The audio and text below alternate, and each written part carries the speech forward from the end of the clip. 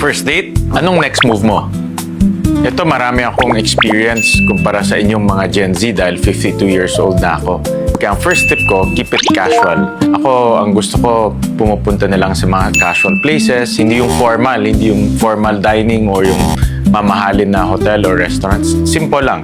Number 2, be yourself. So, huwag kang mag-formal barong o huwag kang mag-suit and tie. Kung ano yung suit mo on a daily basis, mas maganda yon kaysa yung poporma ka ng sobrang forma pero hindi naman ikaw yon.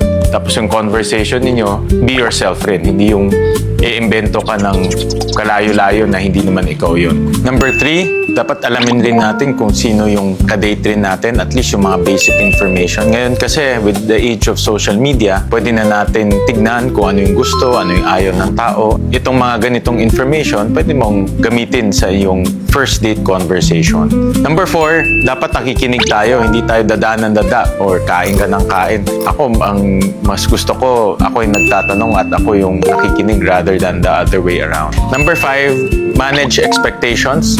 Siyempre, hindi naman lahat ng date nagpo-progress yan to the next level. And iba, walang nangyari. Iba, talagang first hanggang first date lang. Ganyan talaga You just have to move on. Ang importante naman, mayroon kang naging kaibigan or mayroon man natutunan.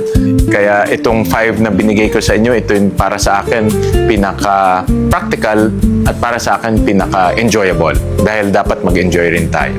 Ikaw, sana anong gagawin mo pag ayaw niya makipag-second date, pero gusto mo siya? Block!